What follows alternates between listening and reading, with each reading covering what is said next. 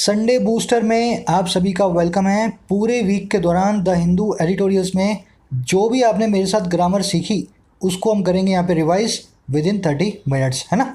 सारे के सारे कॉन्सेप्ट्स को क्वेश्चंस के जरिए, कहीं मैंने क्लॉज टेस्ट बना दिया है, कहीं मैंने वोकैबुलरी का क्वेश्चन ले लिया है, कहीं मैंने स्पॉट द एरर ले लिया है। अपने आप से ईमानदार रहें, सारे क्वेश्चंस को आप खुद से पहले ट्राई करेंगे। फर्स्ट क्वेश्चन से मैं वीडियो को शुरू करने वाला हूँ, स्पॉट द एरर। इसके 5 पार्ट कर दिए मैंने, सेंटेंस के 4 पार्ट्स हैं, 5वें में नो एरर है। फाइंड आउट करें कौन से पार्ट के अंदर हमने कहाँ पे एरर छोड़ दी है।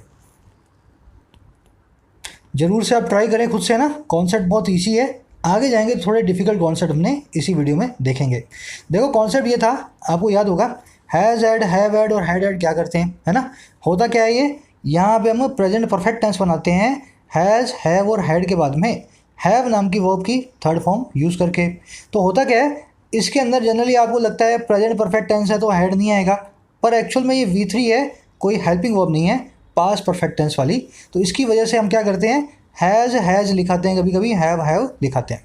तो गलती ये नहीं करनी है। अगर ऐसा कंस्ट्रक्शन कभी भी आ जाए जिसमें दोनों तरफ हैज़ या हैव हो, तो आपको बाद वाले की तरफ V3 रखना है, जो कि हैड होता है। अब इस कॉन्सेप्ट में ऊपर देखो ध्यान से, despite authorities asserting that NEET is neither against communal reservation nor weaker sections, the campaign appears to have has an impact। ऐसा लगता है कैंपेन ने एक ऐसा इम्पैक्ट जो है रखा है। गलती क्या हो गई, हैव हैज़, अगर इस स्ट्रक्चर को यूज़ करना था तो हमें क्या यूज़ करना था, हैव हैड को। इस स्ट्रक्चर को आप इन सेंटेंसेस के जरिए भी देख सकते हैं। ही हैज़ हैड मनी, उसके पास पैसा रहा है, आज नहीं है, पहले से उसके पास पैसा रहा है। दे हैव हैड मनी, उनके पास पैसा रहा है।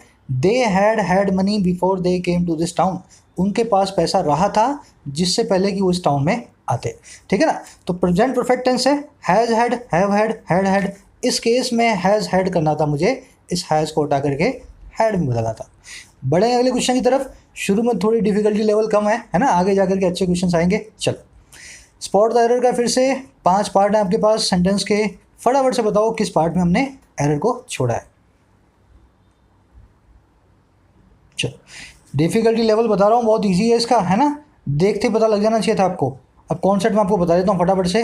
कॉन्सेप्ट ये है कि 8 एडजेक्टिव्स अपने पास, प्रीफर इसमें से एक वर्ब है, जो सबके सब अपने बाद लेते हैं टू नाम की प्रेपोजिशन को, कभी भी देन नाम की प्रेपोजिशन को, कंजंक्शन को नहीं लेते हैं, है ना। Senior to me, junior to me, prior to that, समझ गए ना। तो यहाँ पे क्या किया हमने, प्रायर देन इंट्रोडक्शन लिख दिया, एक्चुअल में लिखना था प्रायर टू द इंट्रोडक्शन। देखने की एक चीज़, यहाँ पे एंटीरियर लिख दिया मैंने, इंटीरियर, एक्चुअल में एंटीरियर होता है, इस आई को ए में बदल देना, है ना। एंटीरियर मतलब सामने वाला हिस्सा, पोस्टीरियर मतलब पीछे वाला हिस्सा। स्पेलिंग को सही कर लेना।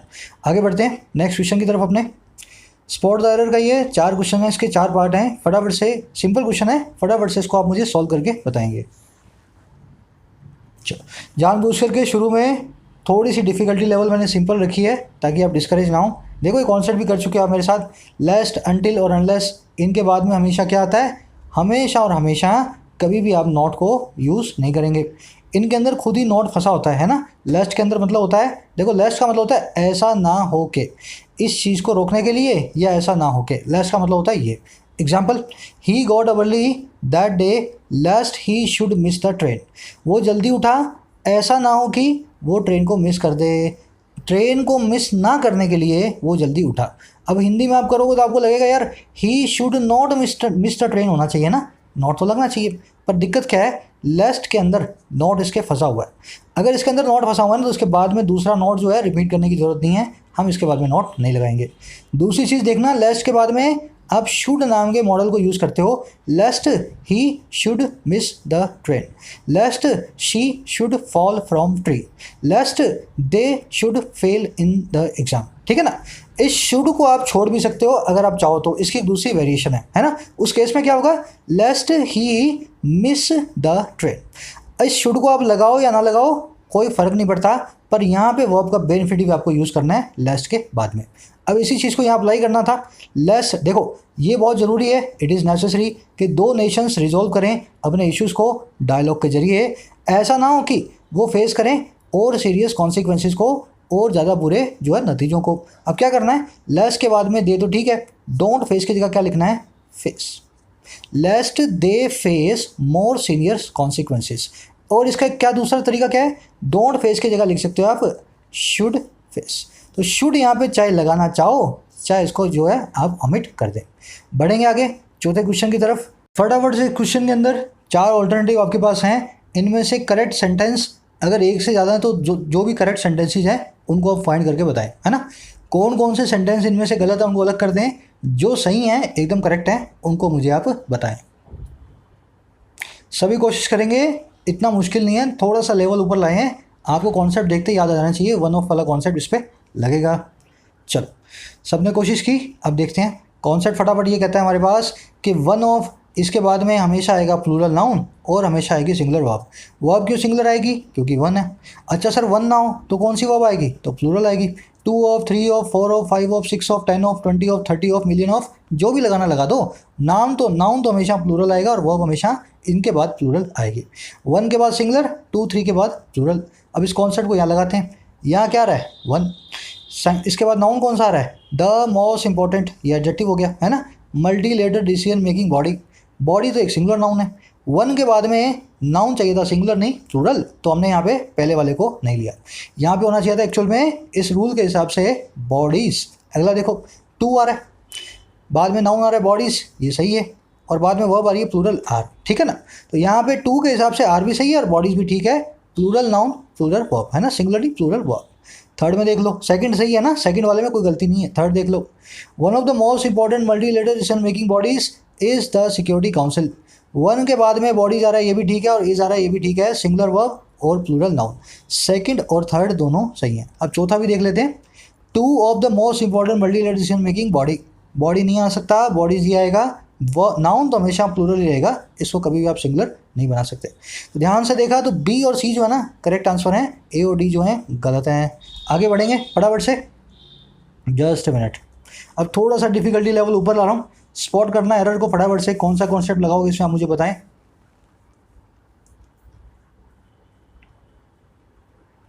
अब देखो कॉन्सेप्ट ये है भाई, due to versus owing to वाला, आपको मैंने कॉन्सेप्ट कई बार बताया भी है। आप ड्यू टू की जगह कॉज्ड बाय रख के देखें, अगर वो सेट बैठ रहा हो तो आप ड्यू टू को रखेंगे, अगर due to caused by set ना बैठ रहा हो तो उसकी जगह पे आएगा ओइंग टू। तो नेचुरल सी बात है, जहाँ पे ड्यू टू आएगा वहाँ ओइंग टू नहीं आ सकता, जहाँ पे ओइंग टू आ गया वहाँ पे ड्यू टू नहीं आएगा। इस सेंटेंस में क्या हो रहा है, हमने यूज़ किया हुआ है ओइंग टू। हम चेक करके देख लेते हैं, अगर यहाँ पे ड्यू टू आ रहा है ना तो ये ओइंग टू गलत है, इसकी जगह ड्यू टू आना चाहिए। अब ड्यू टू को चेक करने का तरीका क्या है, आपको मैं सिंपल साफ शब्दों में बताता हूँ आज, है ना, ज़्यादा टेक्निकल नहीं जाएंगे। एडजेक्टिव फ्रेज बनाएगा ड्यू टू, एडवर्बियल फ्रेज बनाएगा ओइंग टू। प्रैक्टिकली इसको समझो, अगर ड्यू टू से पहले कोई लिंकिंग वर्ब आ जाए और या इससे पहले कोई नाउन आ जाए तो एडजेक्टिव फ्रेज ड्यू टू बना लेगा। लेकिन अगर ड्यू टू से पहले कोई प्रेपोजिशन आ जाए या इससे पहले कोई वर्ब आ जाए या इससे पहले कोई एडजेक्टिव आ जाए, है ना, उस केस के अंदर ड्यू टू का कुछ काम नहीं है। तो आपके पास जहाँ भी चॉइस हो ना, उस चॉइस में देख लेना पहले कौन सा वर्ड पड़ा है ड्यू टू से। द एक्सीडेंट अकर्ड, अकर्ड क्या है, वर्ब है, अगर वर्ब पड़ी है ना तो ड्यू टू का काम नहीं है, यहाँ पे आएगा ओइंग टू। अगले में देख लो, द एक्सीडेंट वॉज क्या है, लिंकिंग वर्ब। लिंकिंग वर्ब क्या होती है, बी फैमिली की verb, is am are was were be being been, जब आ जाए अलोन, अकेले आ जाए मेन वर्ब बन के, तो ये बन जाएगी लिंकिंग वर्ब। लिंकिंग वर्ब के बाद एडजेक्टिव्स आते हैं, इस वॉज के बाद यहाँ पे ड्यू टू आ सकता है एक एडजेक्टिव, यहाँ पे मैं चूज़ करूँगा ड्यू टू को। तीसरा देखो, accident due to owing to your mistake was deadly, है ना। अब देखो क्या आ रहा है, ड्यू टू से पहले, इस ब्लैंक से पहले एक्सीडेंट आ रहा है, एक्सीडेंट एक नाउन है, नाउन आएगा तो इसमें यहाँ पे ड्यू टू आएगा, ओइंग टू नहीं आएगा। समझ गया आई थिंक। तो अब यहाँ देखो, यहाँ पे जहाँ पे ओइंग टू लगा हुआ है, इससे पहले क्या आ रहा है, इंजरीज नाम का नाउन। अगर ये नाउन है ना, अगर ये नाउन है तो ओइंग टू गलत है, इसकी जगह पे मुझे फिट करना चाहिए था क्या भाई, ड्यू टू। बस सीधे सीधे शब्दों मैंने आपको बता दिया है, जहाँ पे आपके पास सिलेक्शन आ जाए ओइंग टू और ड्यू टू में से पहले वाला वर्ड देख लें, अगर या तो वो लिंकिंग वर्ब है या वो एक नाउन है तो ड्यू टू को फिट कर दें, अगर ड्यू टू फिट नहीं होगा तो लाजमी ओइंग टू ही आएगा। अगले की तरफ बढ़े, चलो आपके पास 4 ऑप्शंस हैं, आप मुझे इस करेक्ट सेंटेंस को स्पॉट करके बताएंगे इन चारों में से सबसे अच्छा करेक्ट सेंटेंस कौन सा है। ये कॉन्सेप्ट अच्छा है ना, आपको अगर याद होगा तभी कर पाओगे। चलो कॉन्सेप्ट देखें फटाफट से। कॉन्सेप्ट ये कहता था मेरे भाई, ऑल है ना, ऑल, ये जो एडजेक्टिव भी है और एक प्रोनाउन भी है, इसके बाद में ऑफ कभी तो आएगा, कभी चाहे आप लगाओ चाहे ना लगाओ, और कभी नहीं आएगा। मैंने आपको ये भी बताया था कब आएगा, आप ये याद कर लो, बाकी सब जगह आप छोड़ करके आना, मत लगा के आना। अब कहाँ आएगा इसको हम फटाफट से देख लेते हैं। जब इनके बाद में पर्सनल प्रोनाउन आ जाए ऑब्जेक्टिव केस में। ऑब्जेक्टिव केस प्रोनाउन का आप जानते हैं, वी नाम के प्रोनाउन को सब्जेक्टिव केस बोलते हैं और अस को बोलते हैं ऑब्जेक्टिव केस, दे को बोलते हैं सब्जेक्टिव केस और देम को बोलते हैं ऑब्जेक्टिव केस, है ना। अगर इसके बाद में ऑब्जेक्टिव केस आ रहा हो तो ऑफ लगाना, अगर ऑब्जेक्टिव केस ना आ रहा हो तो ऑफ नहीं आएगा। अब देखो इसके बाद में आ रहा है वी क्या है, सब्जेक्टिव केस। अगर ये सब्जेक्टिव केस है ना तो इसके बाद में ऑल के ऑफ आ ही नहीं सकता, तो पहला गलत, दूसरे में भी वी आ रहा है, दूसरा भी गलत, तीसरे में अस आ रहा है, ये सही हो सकता है, चौथे में क्या आ रहा है, इसके बाद में ऑब्जेक्टिव केस नहीं आ रहा, एक नाउन आ रहा है। नाउन के केस के अंदर अगर कॉमन नाउन हो तो हमें कभी भी यूज़ नहीं करना होता, अगर द आ जाए कॉमन नाउन से पहले तो हम उसको ऑप्शनल यूज़ कर सकते हैं। अब देखो मैंने आपको सीधा सा फॉर्मूला बताया था, आप इसको याद रख लो, बाकी दूसरी जगह ऑप्शनल भी हो ना मत यूज़ करके आना, सेंटेंस सही हो जाएगा। तो पहले के हिसाब से चल रहा हूँ मैं, सिर्फ इसमें देख रहा हूँ मैं ऑब्जेक्टिव केस जहाँ जहाँ आएगा वहाँ मैं लगाऊंगा। यहाँ भी ऑब्जेक्टिव केस नहीं है, यहाँ भी ऑब्जेक्टिव केस नहीं है, यहाँ भी ऑब्जेक्टिव केस नहीं है, सेंटेंस सही हो गया सी, है ना। अब मेरा आपसे एक छोटा सवाल है, आप क्या इन दोनों सेंटेंसेस को सही करके मुझे दे सकते हैं। ये ए नंबर सेंटेंस और बी नंबर सेंटेंस है ना, इसको सही करना कमज़ोर दिल वाले बच्चे का काम नहीं है ना। इसको सही करने के लिए आपके दिल में जिगरा चाहिए, और जिगरा आता है पार्सिंग से, है ना। जो पार्सिंग कर सकता है वही बता सकता है मुझे ऑल ऑफ में से ऑल ऑफ वी, इसको मैं कैसे सही करूँगा, है ना। करके बताना मुझे कमेंट सेक्शन में, देखूँ मैं कितने लोग पार्सिंग जानते हैं। चलो आगे बढ़ेंगे नेक्स्ट क्वेश्चन की तरफ। देख रहे हो आप थोड़ा सा टेम्पो बढ़ रहा है ना, अब टेम्पो को बढ़ा के रखेंगे। इनमें से करेक्टली स्पेल्ड वर्ड आप मुझे बताएंगे, चारों में से अकरेंस नाम के वर्ड को कहाँ पे हमने करेक्टली स्पेल किया हुआ है। पूछा हुआ क्वेश्चन है भाई लोग, है ना, इसको हल्के मत लेना, एग्जाम से निकाला मैंने किरण वाली बुक से। चल अकरेंस में दिक्कत ये है, इसमें ओ डबल सी और डबल आर आएगा, इतना याद रख लेना आप। क्या आएगा, ओ डबल सी और डबल आर। जहाँ पे डबल सी डबल आर ना रहो ना वो अपना आंसर हो ही नहीं सकता। डबल आर नहीं आ रहा, डबल सी नहीं आ रहा, निकाल दो। बचा यहाँ पे अकर, अकरेंस ई एन सी, यहाँ भी अकर ए एन सी। अकरेंस में बढ़ता है ई एन सी ई, फर्स्ट वाला हमारा सही है। अब इससे कुछ और चीज़ें आप सीखोगे। क्या, एक वर्ड होता है री अकर, है ना, री अकर। क्या करता हूँ, अकर के आगे मैं री लगा देता हूँ, इसका मतलब होता है फिर से किसी चीज़ का अकर होना, रिपीट होना, री अकर। तो री अकर ऐसे बनना चाहिए ना, ऐसे, पर री अकर की एक्सेप्टेड स्पेलिंग है रिकर। ये स्पेलिंग भी डिक्शनरी में मिलेगी, ये स्पेलिंग भी डिक्शनरी में मिलेगी, पर प्रिफर्ड स्पेलिंग क्या है, RECUR। तो इसमें हमने क्या किया, ओ और सी बीच में से निकाल दिया, RECUR को रखा। अब इससे रेकरेंस बनाएगा ना, बस इसके आगे ENC लगाना है, RECURRENC। बढ़ेंगे आगे, थोड़ा सा डिफिकल्टी लेवल और ऊपर ला रहे हैं क्वेश्चन नंबर 9 के साथ। एरर को स्पॉट करना है, फटाफट से एरर को स्पॉट करें। हिंट भी दे देता हूँ मैं एक, जो लोग पकड़ पाए वो तो ठीक है, अब उनको हिंट दे देता हूँ जो लोग नहीं पकड़ पा रहे। जीरेंड की एरर है यहाँ पे, ध्यान से देख के बताना। चलो इसको अगर आपको सीखना है ना, मैं आपको जीरेंड वाली वीडियो में समझा चुका हूँ, उसी तरीके से पार्सिंग करके बताऊंगा मैं, है ना। ये नेक्स्ट स्लाइड के अंदर मैंने सब्जेक्ट वर्ब मार्क कर दिया है, ध्यान से देखना। टू पर्सनल होते हैं कर्मचारी, और कहाँ से, इंडियन कमीशन से, और कहाँ की, इस्लामाबाद की। तो इस्लामाबाद की पाकिस्तान की कमीशन से दो पर्सनल, कह रहा उनका गोइंग हो जाना अचानक से सडनली मिसिंग। गोस मिसिंग का मतलब है किसी आदमी का खो जाना। कह रहा है इनका जो खो जाना है ना, और कब, फॉर अ वाइल, थोड़ी देर के लिए। कह रहा पॉइंट करता है एक आगे के ब्रेकडाउन को रिश्तों के अंदर, रिलेशंस के अंदर, और ज़्यादा इससे रिश्ते खराब होंगे, इस चीज़ की तरफ पॉइंट करता है। अब देखो वर्ब क्या है आपके यहाँ पे, पॉइंट। सब्जेक्ट अगर आपको उसको ढूंढना हो ना तो आप थोड़े से कंफ्यूज होंगे, पर अपने आप से एक सवाल पूछो, कौन सी चीज़ पॉइंट करती है रिश्तों के ब्रेकडाउन की तरफ। क्या पर्सनल पॉइंट आउट करते हैं, चाहे हमारा हाई कमीशन का पॉइंट आउट करता है, क्या इस्लामाबाद पॉइंट आउट करता है, इस्लामाबाद, या इन पर्सनस का चले जाना, मिसिंग हो जाना हमें पॉइंट आउट करता है। सर इनका गायब हो जाना पॉइंट आउट करता है। अगर इनका गायब हो जाना पॉइंट आउट करता है तो गोइंग ये जीरेंड हमारा सब्जेक्ट है इस सेंटेंस का। क्यों सब्जेक्ट है, क्योंकि वर्ब के आईएनजी फॉर्म सब्जेक्ट ऑब्जेक्ट बन जाती है, तो उसको कहते हैं जीरेंड। इस केस में देखूंगा तो इनका अगर गायब होना हमारे लिए पॉइंट आउट करता है, वर्ब ये होगी, गोइंग सब्जेक्ट हो गया। तो इस सब्जेक्ट से पहले, इस जीरेंड से पहले जो नाउन आ रहा है उसको पॉजेसिव केस में होना चाहिए। ये हमने तसल्ली से देखा ना जीरेंड वाली वीडियो के अंदर, तो अब हमें यहाँ पे वही काम करना है। जीरेंड हमने पकड़ लिया, इससे पहले क्या आ रहा है, two personnel from Indian mission, तो मुझे लिखना चाहिए two personnels from Indian commission going missing points to further breakdown in relation. समझ गए ना।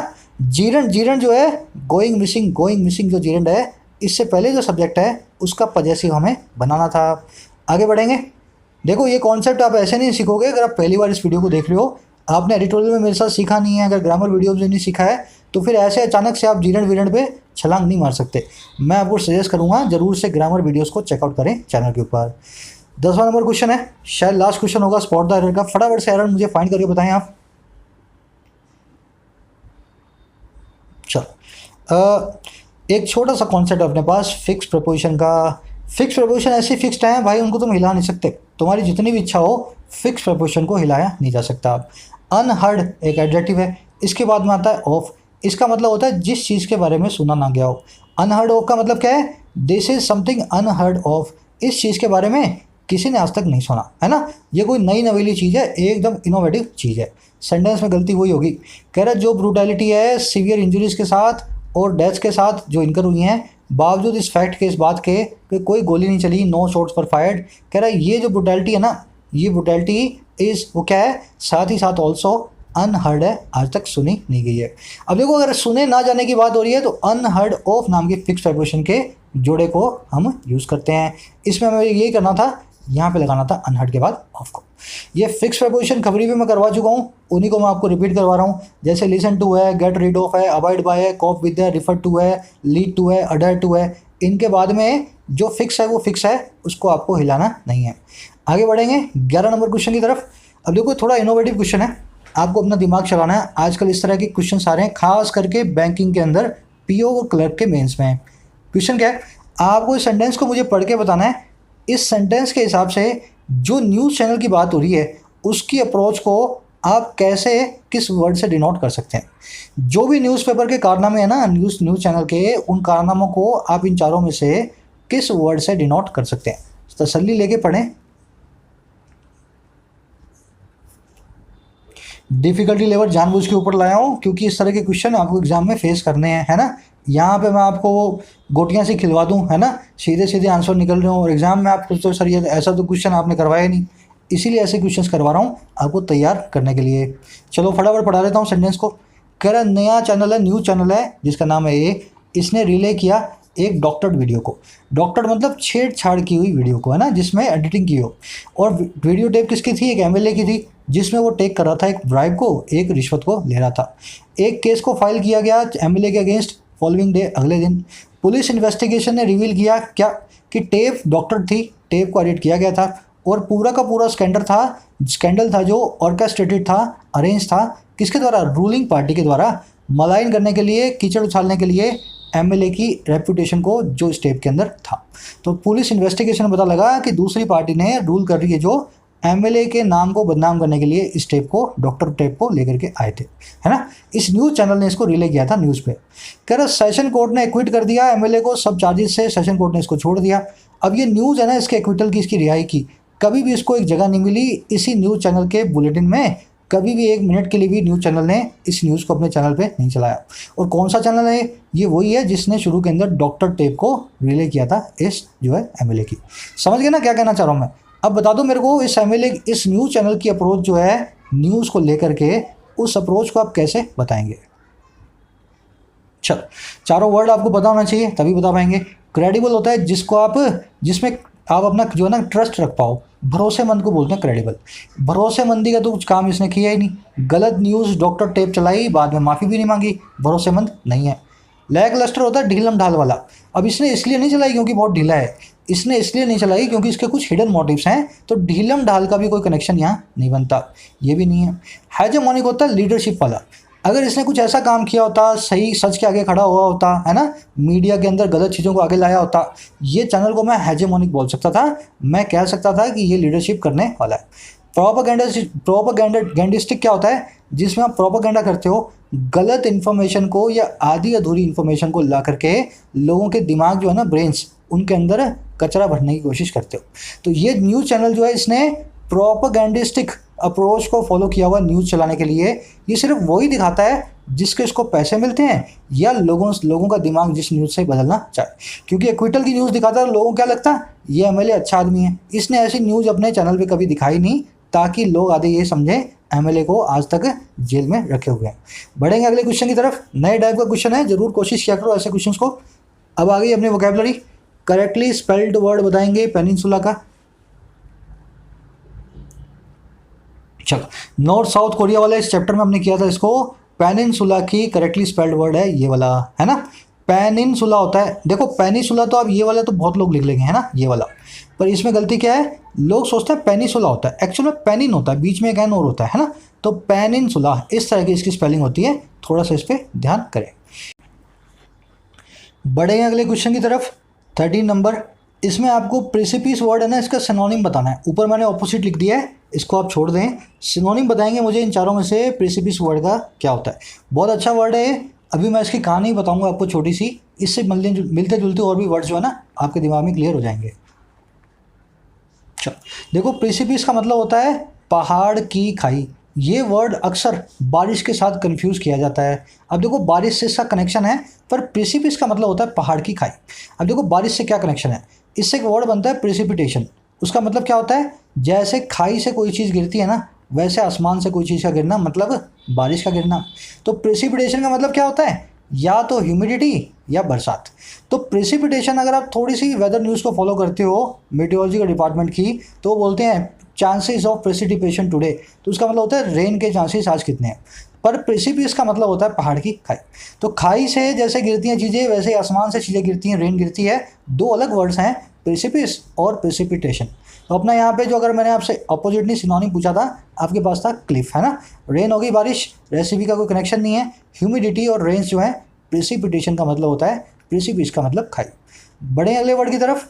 चलो, इनॉग्रेट। आपको बताना है इसका अपोजिट वर्ड कौन सा है इन चारों में से। इनॉग्रेट का सिंपल वर्ड है, ज़्यादा मुश्किल नहीं है।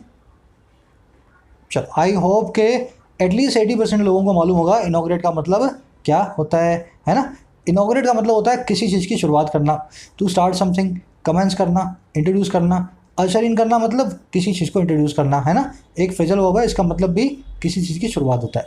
लॉन्च करना, इंडक्ट करना, सबका मतलब है इनॉग्रेट करना। अब इन चारों में देखो हमारे पास बचा क्या, एडजॉर्न। एडजॉर्न का मतलब है स्थगित करना, किसी चीज़ को कंप्लीट कर देना। जैसे पार्लियामेंट एडजॉर्न हो जाती है, तो मतलब पार्लियामेंट का सेशन खत्म हो गया। बिल्कुल उल्टा है इनॉग्रेट का, cease, stop, end, conclude, retract, close और एडजॉर्न। सही आंसर डी, एडजॉर्न। आगे बढ़े, चलो जस्ट अ मिनट। अब आप बताएंगे प्रिकेरियस वर्ड, है ना, बहुत बार आता है, तो द हिंदू वाले का फेवरेट वर्ड है प्रिकेरियस। इनका चारों में से कौन सा सिनोनिम आप इन चारों में से मुझे बता सकते हैं। मोर देन वन भी हो सकते हैं, ऐसा नहीं है एक ही आंसर हो, इसीलिए मैंने एस लिखा है। शायद एक से ज़्यादा नंबर वर्ड्स जो है ना इसके सिनोनिम हो इन चारों में से। चलो, प्रिकेरियस का मतलब होता है रिस्की चीज़, बहुत ही पेरिलस चीज़, रिस्की चीज़, डाइसी चीज़, अनस्टेबल चीज़, वो होती है प्रिकेरियस। प्रिकेरियस सिचुएशन होती है बहुत ही ख़राब और रिस्की, गंभीर सिचुएशन। तो सारे सिनोनिम है इसके, क्या क्या, रिस्की, डाइसी, पेरिलस और अनस्टेडी। तो पेरिलस हो गया, डाइसी हो गया, दोनों के दोनों हमारे यहाँ पे आंसर्स हैं। रिलायबल बिल्कुल उल्टा है इसका प्रिकेरियस का। रिलायबल सिचुएशन वो होती है जिसमें बिल्कुल भी जोखिम ना हो। विकांड होती है बिल्कुल शांत सिचुएशन। दोनों के दोनों इसके हैं सिनोनिम जो है एंटोनिम्स। अगले क्वेश्चन की तरफ बढ़ेंगे। आप मुझे बताएंगे वन वर्ड, है ना, किस चीज़ के लिए। एक वन वर्ड बताना आपको उन नेल्स, उन कीलों और उन लकड़ी के और ग्लास के, कांच के और मेटल के टुकड़ों को जो कि कॉज करते हैं लीथल डैमेज को एक ब्लास्ट के बाद। जब भी एक ब्लास्ट होता है ना कहीं भी, उसके बाद क्या होता है, उसमें से ब्लास्ट से लोग नहीं मरते हैं, लोग मरते हैं उस ब्लास्ट में से निकलने वाला कांच, नुकीली जो है लकड़ी, या नेल्स या मेटल, है ना। अब उन नेल, जो लकड़ी और जो ग्लास है, जो वुड है, उसके पीसीस को, छोटे छोटे पीसीस को क्या कहते हैं वन वर्ड के अंदर। चलो, फ्रैगमेंट्स मतलब छोटे छोटे टुकड़े, पर ये एग्जैक्ट वर्ड नहीं है। आयोटा का मतलब होता है छोटा सा पार्ट, ये तो बिल्कुल भी नहीं है। गन पाउडर होता है बारूद, इसका तो कोई कनेक्शन बनता नहीं। स्प्लिंटर्स है हमारा सही वन वर्ड।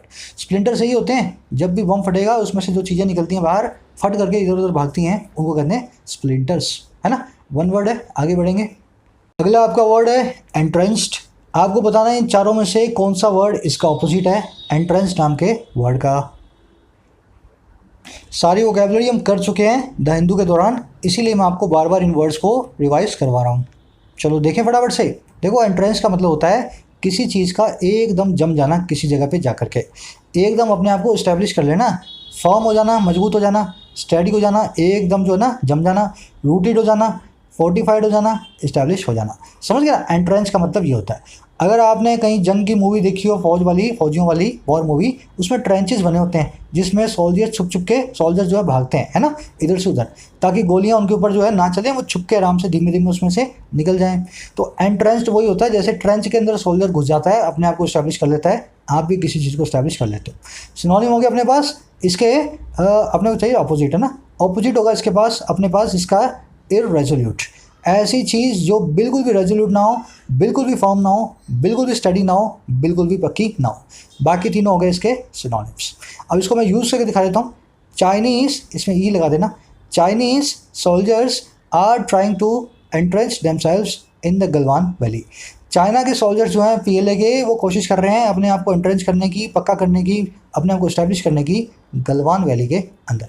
बढ़ेंगे अपने लास्ट क्वेश्चन की तरफ। इसके बाद एक 5 क्वेश्चन का क्विज भी है। कुछ ऐसे कॉन्सेप्ट जो ज़्यादा मुश्किल नहीं थे तो मैंने उनको क्विज में रख दिया है, आप खुद से उनको सॉल्व करेंगे। चलिए, लास्ट क्वेश्चन है आपका, इडियम बताएंगे आप मुझे, फ्लिंच फ्रॉम, इसका क्या मतलब होता है। चलिए, चारों ही वर्ड्स बहुत अच्छे हैं अपने आप में, हम चारों वर्ड्स को एक एक करके देख लेते हैं। देखिए, पहला वर्ड है लाइजन। इसका मतलब होता है बीच में एजेंटगिरी करना, दो लोगों के बीच में बीच बचाव करना, या दो लोगों के बीच में इंटरमीडिएटरी का काम करना। समझ गए ना, दो लोगों के बीच में एजेंट बनकर के आना, लाइजनिंग करना। अच्छा, दूसरा काम क्या है, एस्पिनाज। इसका मतलब होता है किसी पे स्पाई करना, है ना, किसी की जासूसी करना। तीसरा काम क्या है, असेल, किसी पे हमला करना, अटैक करना। चौथा काम है हैंगबैक। हैंगबैक का मतलब है हिचकिचाना, पीछे हटना। फ्लिंच फ्रॉम का मतलब यही होता है जब आप किसी चीज़ से डरते हो, जैसे कोई पेन हो, जैसे कोई बहुत बड़ी परेशानी हो, जैसे कोई बड़ा आपका फियर हो, तो उस काम को अगर आप करने से डरते हो ना, तो आप फ्लिंच फ्रॉम करते हो उससे ना। फ्लिंच फ्रॉम करने का मतलब है डर करके पीछे आ जाना। तो फ्लिंच फ्रॉम और हैंग बैक दोनों का एक जैसा ही मतलब है, हेजिटेट करना, किसी चीज़ से पीछे हटना। ठीक है ना। चलिए आगे बढ़ते हैं। इस फ्लिंच फ्रॉम को मैं आपको यूज़ भी करके दिखा देता हूँ एक बार। She never flinches from speaking her mind. वो कभी भी हिचकिचाती नहीं है, डरती नहीं है अपना माइंड को स्पीक करने में, उसके दिमाग में जो आता है उसको बोलने में। The brave soldier did not flinch from his duties. ये बहादुर जवान ने, सोल्जर ने बिल्कुल भी फ्लिंच फ्रॉम नहीं किया, पीछे नहीं हटा अपनी ड्यूटीज से, अपने जो है सारे के सारे कर्तव्यों से। समझ गए ना, फ्लिंच फ्रॉम किसी चीज़ से पीछे हटना। इसी के साथ पूरे वीक का रिवीजन पूरा हुआ अपना, है ना। द हिंदू के सारे कॉन्सेप्ट्स हमने कर लिए हैं। आज का क्विज अभी मैं आपको दिखा देता हूँ, 5 क्वेश्चंस क्या हैं, अब उनको सॉल्व करेंगे। इसके साथ साथ जिसके मेंबरशिप रिलेटेड डाउट्स हैं उनको भी मैं हर संडे को बताने की कोशिश करता हूँ। चैनल पे मेंबरशिप जाकर के आप ज्वाइन कर सकते हैं। चैनल पे एक ज्वाइन बटन है, उसको प्रेस करके आप मेंबर बन सकते हैं, एक्सक्लूसिव, लवर या वीआईपी। अब ये है क्या, आप मेंबरशिप ज्वाइन करके मुझे सपोर्ट करते हो, मैं अपने ऑफिस से छुट्टियाँ लेता हूँ, कुछ एक्स्ट्रा कंटेंट को मैं प्रिपेयर करता हूँ, और इस चीज़ को आप सुनिश्चित करते हो, इंश्योर करते हो कि ये जो सारा कंटेंट मैं आपके पास दे रहा हूँ ना, इसको मैं 99% कंटेंट को फ्री रखूँ, है ना। चाहे मुझे छुट्टी लेनी पड़े, चाहे मैं किसी दिन परेशान हूँ, पर मैं कंटेंट जरूर लेकर के आता हूँ। तो होता क्या है, आप मेंबरशिप लेकर के मुझे, मेरे इस कोर्स को सपोर्ट करते हो इन मेंबरशिप्स के जरिए। अगर आप एक बिगिनर हो, अभी चैनल पे आए हो, तो इनमें से कोई भी मेंबरशिप आप ना लें, आपके लिए मेंबरशिप सूटेबल नहीं है। ये उनके लिए सूटेबल है जो एटलीस्ट 20-30 ग्रामर वीडियो एडिटोरियल्स मेरे साथ कर चुके हैं और सारी की सारी ग्रामर प्लेलिस्ट को मेरे साथ देख चुके हैं। अगर आप ग्रामर प्लेलिस्ट देख चुके हैं, एडिटोरियल्स को पढ़ चुके हैं 20-30, उसके बाद कुछ और चाहते हैं, तब आप इन मेंबरशिप्स को ज्वाइन करें। अब इसमें मिलता क्या है, इसमें मिलती है आपको मेंबर स्पेशल वीडियोस, जैसे कि कभी क्लोज टेस्ट की वीडियो ली, कभी PQRS पे लिया, कभी इन्फ्रेंस बेस्ड क्वेश्चंस लिए, कभी कनेक्टर्स लिए, कभी स्टार्टर्स लिए। ऐसी बहुत सारी वीडियोस पास्ट में अराउंड 30 वीडियोस हम कर चुके हैं, है ना। अगर आप मेंबर बनते हैं तो 3-4 प्लान्स हैं, लवर, वीआईपी और एक्सक्लूसिव्स। लवर्स के अंदर मंथ के अंदर 3-4 वीडियोस मिलती हैं, वीआईपीज़ के अंदर सारी की सारी वीडियोस मिलती हैं, एक्सक्लूसिव में आप पर्सनली व्हाट्सअप चैट सपोर्ट आपको मिलता है। अगर आपके डाउट्स वाउट्स हो तो मैं उनको 1-2 दिन बाद क्या आता हूँ, व्हाट्सअप पे ऑनलाइन सबके डाउट्स को मैं क्लियर कर देता हूँ, है ना। ज्वाइन करने के लिए आप चैनल पे जा सकते हैं, ज्वाइन बटन रखा हुआ है, आपको मालूम है कैसे ज्वाइन करना है। किसी का सवाल था सर पिछली वीडियोस का क्या होगा, जो आप ऑलरेडी डाल चुके हो ना। अगर आप आज ज्वाइन करते हो ना, लवर्स के अंदर मान लो 30 वीडियोस में से 20 वीडियोस का एक्सेस है, तो लवर्स की 20 वीडियोस का एक्सेस आपको मिल जाएगा। वीआईपी ज्वाइन करते हो तो आज सारी की सारी पुरानी वीडियोस जो हैं आपको मिल जाएंगी। एक्सक्लूसिव में व्हाट्सअप नंबर मेरा मिलता है आपको चैट करने के लिए, बातचीत करने के लिए। चलिए इजाज़त दें, फटाफट से आपको क्विज दिखा देता हूँ आज का, है ना। देखो पहला क्वेश्चन है, स्पॉट करना एरर को। स्क्रीनशॉट ले लें इसका, मैं डिस्क्रिप्शन में भी डाल दूंगा, कमेंट सेक्शन में भी डाल दूंगा इसका एक लिंक, जरूर से पहले कोशिश करेंगे आप, फिर मैं आपको आंसर जो है थोड़ी देर में अपडेट करूंगा। ये सेकंड क्वेश्चन है, एरर को स्पॉट करना है आपको इसमें भी। ये थर्ड है, कॉन्सेप्ट सारे कर चुके हैं, उन्हीं कॉन्सेप्ट के ऊपर बेस्ड हैं सारे के सारे स्पॉट द एरर के क्वेश्चंस। 4 नंबर है, आपको बताना है एस्पिनाश इस वर्ड का क्या मतलब होता है, कौन सा इन चारों में से एस्पिनाश नाम के वर्ड को जो है ना डिस्क्राइब करता है, उसका सिनोनिम है। लास्ट क्वेश्चन है, जस्ट अ मिनट। हाँ, ये क्लोज ऐसा क्वेश्चन है, इन चारों में से कौन सा ऑल्टरनेटिव आप चूज करोगे कि ब्लैंक नंबर 1 और ब्लैंक नंबर 2 दोनों के दोनों सेट बैठ जाएं, है ना। इन चारों में से एक ही ऑल्टरनेटिव आप जो है इसके अंदर आप रख सकते हो। इजाज़त दें मुझे अगली वीडियो के लिए। वीडियो को लाइक करना ना भूलें, शेयर करना ना भूलें। ऐसा कंटेंट आपके लाइक्स और शेयर से मुझे बनाने के लिए बहुत मोटिवेशन मिलता है। Signing out.